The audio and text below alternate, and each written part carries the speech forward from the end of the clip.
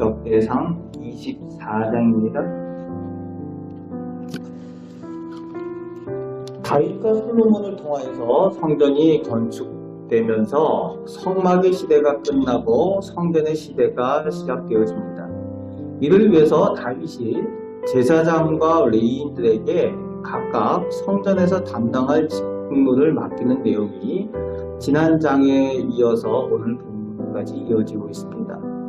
오늘 본문은 아론의 자손들의 계열을 그 직분에 따라 직무를 나누고 행하는 내용을 다루고 있는데, 오늘 1절 말씀에 아론의 네 아들의 이름이 거론이 되면서 2절 말씀에는 그들 중 나답과 아비후가 하나님 앞에서 잘못된 불을 사용하여서 죽임을 당한 후에 자식이 없어서 다른 아론의 아들 두 아들 중에 엘르아살과 이다말이 제사장 직분을 맡은 후 그 계보를 오늘 본문의 다윗 시대까지 이어오는 것에 대한 내용을 설명해 주고 있습니다.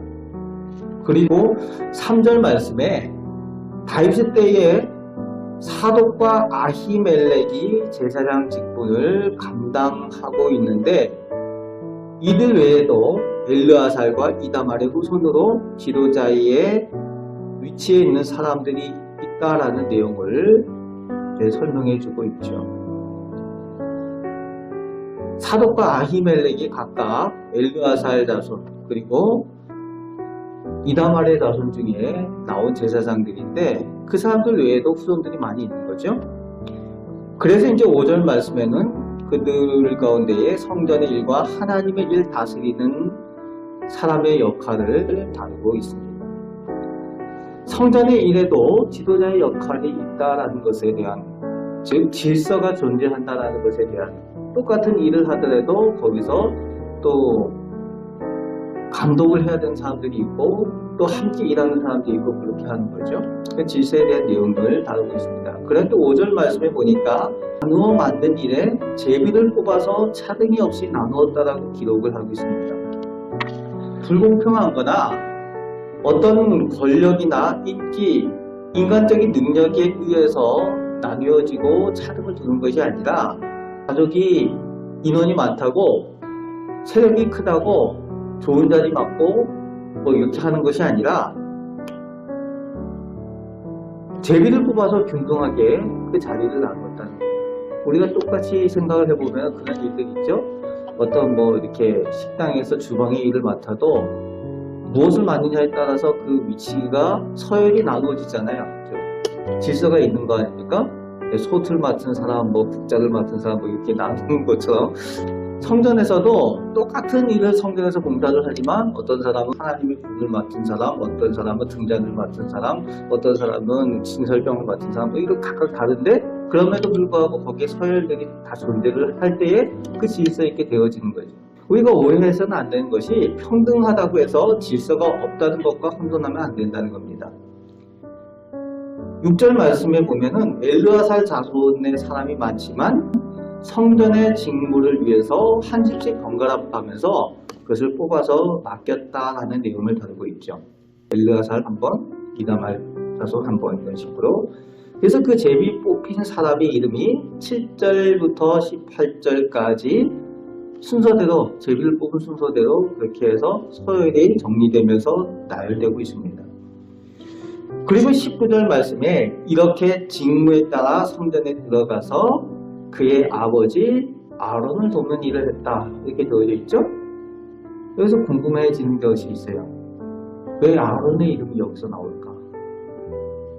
아론이 다윗 시대까지 있었던 게 아니잖아요. 그 아버지 아론을 돕는 일을 했다.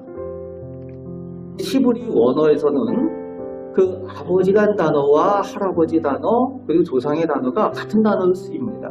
근데 그거를 단수로 쓰느냐 복수로 쓰느냐, 똑같이 단수로 써도 할아버지와 아버지를 같은 단어로 써요. 그러니까 앞뒤 문맥을 보면서 그것을 번역을 하게 되는데, 오늘 한글 번역은 그 아버지라는 그 내용을 아론이라고 쓰고 있는데, 이 아버지라는 그 의미를 조상의 의미로 써야 되는 것으로 봐야 되기도 하지만 다른 한편으로는 아론이 어떤 일을 했습니까? 대제사장의 역할을 감당했었죠. 똑같은 제사장들이지만 그 가운데도 대제사장이 있다는 거죠. 여기서 아버지 아론을 돕는 일을 했다라는 그 표현은 대제사장의 그 일을 돕는 제사장의 역할들, 그리고 레위인의 성전의 일을 돕는 그 역할들 이야기를 하고 있다는 겁니다. 그 직무에 따라서 그렇게 하는데 어떻게 그것을 감당하느냐, 19절 후반에 하나님께서 명하신 규례대로 되었다 라고 설명을 하는데, 하나님의 성전에서 그 일들을 감당하는 것은 하나님의 규례, 여호와의 규례대로 해야 된다는 거죠. 내 방식대로 하는 것이 아니고 내 마음에 드는 대로 하는 것이 아니라 하나님의 말씀에 따라서 하나님의 방식대로 해야 된다는 것을 설명을 해주고 있습니다. 오늘 우리에게도 마찬가지입니다. 우리가 각각 맡은 직분들이 있어요. 황전직으로서, 장로로서, 권사로서, 그리고 안수집사로서 각 맡은 직분들이 있는데, 그 맡은 직분들의 의미가 있고 해야 되는 그 책임들이 있죠. 담당해야 되는 그것을 하나님의 방법대로 우리가 알고 행하는 것이 질서를 세우고 또 하나님께서 기뻐하시는 성전의 일들을 감당하는 일들이 되어진다는 겁니다. 하나님께서 명하신 규례에 따라 되어질 수 있어야 된다는 거죠. 그럴 때 하나님께서 우리가 봉사하는 것들, 섬기는 것들, 그것이 우리가 몸으로 드려지는 예배죠. 그것을 또 하나님께서 기뻐 받으시고 영광 받으시고 또 우리에게는 그 봉사함으로 인해서 하나님께 복받는 일들이 되어지는 줄 믿습니다. 그리고 이제 20절부터 30절까지 그 외에 남은 레위인들의 계보를 나열하고 있습니다. 이 제비 뽑은 사람들 외에도 남은 사람들에 대한 내용이 나오고 있는데 31절 말씀에 그 사람들도 역시 제비 뽑아서 성전의 일을 감당하도록 했다라는 내용을 설명을 해주고 있습니다. 그래서 장자나 막내나 차등 없이 하나님의 성전에서 일을 할 수 있도록, 일이 없는 사람이 없이 다 하나님의 성전에서 일을 감당하고 자기 역할을 감당할 수 있도록 그렇게 일을 맡겼다라는 것을 의미하는 거죠. 그렇습니다. 하나님의 성전에서 우리가 각각 자기 역할을 감당할 수 있도록 그 일들이 맡겨지는 것이 매우 중요합니다. 그럴 때에 하나님의 영광을 위해서 함께 일하는 것이 되고 한 가족이 되고 또 한 공동체가 되어질 수 있기 때문에 그렇습니다. 오늘 본문 가운데에 하나님께서 말씀을 통해서 우리에게 허락하시는 것은 성전의 일은 공평과 질서로 감당해야 된다라는 것을 말씀해 주시는데, 그 공평과 질서로 감당하는 일은 하나님의 규례에 따라 하나님의 방식으로 하나님의 말씀에 따라 행해야 된다라는 것을 우리에게 알려주고 계십니다. 그 가운데에 하나님께서 영광을 받으시고 하나님의 방법으로 행할 때 하나님께서 기뻐하시는 그 봉사가 되어지고 또 그 직임들이 되어서 하나님께 영광 돌리는 일들이 되어진다는 겁니다. 오늘도 우리에게 맡겨주신 귀한 직분들, 직무를 귀하게 여기시고 하나님께서 나에게 맡겨주신 것 잘 감당하셔서 하나님께 영광 돌리고 하나님께 은혜 누리는 우리 성도들 다 되시기를 주님의 말씀으로 축복합니다. 아멘. 기도하겠습니다.